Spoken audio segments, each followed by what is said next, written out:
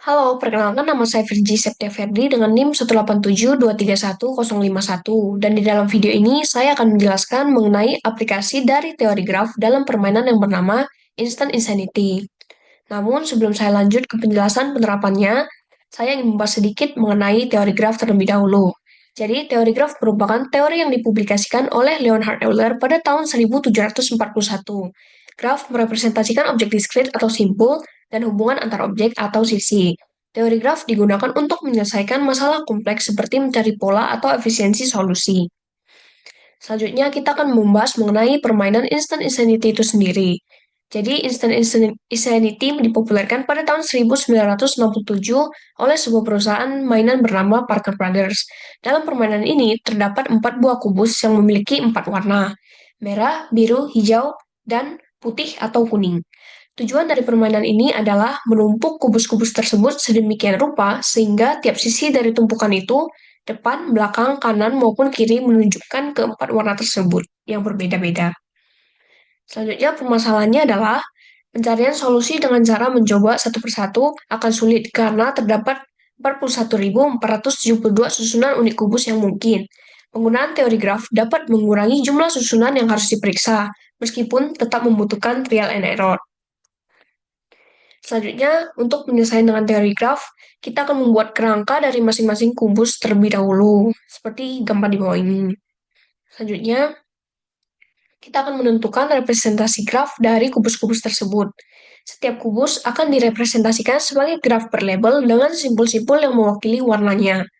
R mewakili merah, B mewakili biru, G mewakili hijau, dan Y mewakili kuning. Sisi-sisi graf mewakili hubungan antara dua warna yang berseberangan. Jika sebuah permukaan kubus berseberangan dengan permukaan yang memiliki warna yang sama, maka terbentuk sisi gelang pada simpul warna tersebut. Jadi, misalnya, sisi berwarna merah berseberangan dengan sisi berwarna merah, maka akan terbentuk sisi gelang pada simpul yang berwarna merah. Seperti pada gambar berikut ini.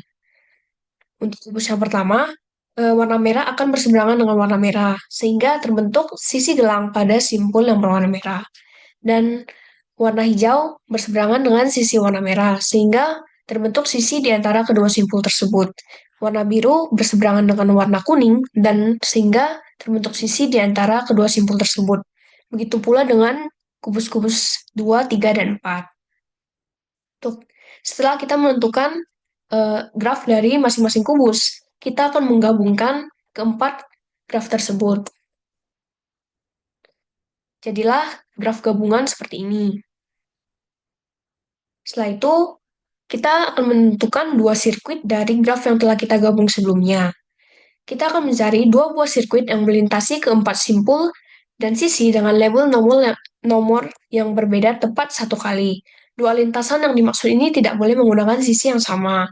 Sirkuit pertama akan menunjukkan warna yang muncul pada permukaan depan dan belakang dari tumpukan kubus. Sedangkan sirkuit kedua akan menunjukkan warna yang akan muncul pada permukaan sebelah kanan dan kiri kubus. Contohnya, untuk sirkuit pertama, dimulai dari simpul G.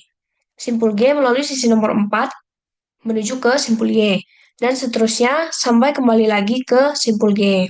Sedangkan lintasan kedua juga mengikuti tahap yang sama, namun melalui sisi berbeda. Contohnya, untuk sirkuit kedua, kita akan dari simpul G menuju simpul Y itu melalui sisi yang nomor 3, karena di sirkuit pertama sudah melalui sisi nomor 4. Nah, kedua sirkuit ini akan memakai keempat warna yang ada dan sisi-sisi yang saling menghubungkan antar warna. Selanjutnya, menggambar sirkuit yang telah ditentukan. Sirkuit yang dihasilkan adalah sebagai berikut, dan berikut ini adalah gambarnya. Jadi, ini adalah sirkuit satu yang menggambarkan warna sisi depan dan belakang dari kubus, dan sirkuit 2 melambangkan sisi kanan dan sisi kiri. Di sini G4Y artinya pada kubus keempat, sisi yang berwarna hijau akan berada di depan dan sisi yang berwarna kuning akan berada di belakang. Nah, selanjutnya setelah menentukan sirkuit, kita akan menyusun tumpukan kubus berdasarkan sirkuit tersebut. Untuk membentuk tumpukan, kita akan mulai dengan melihat sirkuit graf sebelumnya. Pada sirkuit pertama, seperti yang saya sudah jelaskan, jadi G4Y berarti pada kubus keempat, sisi berwarna hijau akan berada di sisi depan dan yang kuning di belakang. Sedangkan sama juga pada sirkuit yang kedua, B2R menunjukkan bahwa pada kubus kedua, sisi berwarna biru menghadap ke kiri dan merah menghadap ke kanan. Selanjutnya, kubus lainnya juga disusun dengan memutar sesuai solusi yang diperoleh dari representasi graf ini, sehingga seluruh warna telah diatur sesuai dengan aturan permainan. Baik, untuk kesimpulan, teori graf dapat membantu menyelesaikan masalah sehari-hari, termasuk permainan Instant Insanity ini. Dalam permainan ini, warna-warna pada kubus direpresentasikan sebagai simpul graf, sementara hubungan antar warnanya digambarkan dengan sisi graf. Untuk menyusun tumpukan kubus yang memenuhi aturan permainan, yaitu 4 warna yang berbeda pada setiap sisi, kita akan menggunakan sirkuit graf sebagai panduan, di mana sirkuit yang ditemukan menunjukkan solusi susunan kubus yang benar. Sekian yang dapat saya sampaikan mengenai aplikasi teori graf dalam permainan Instant Insanity. Terima kasih.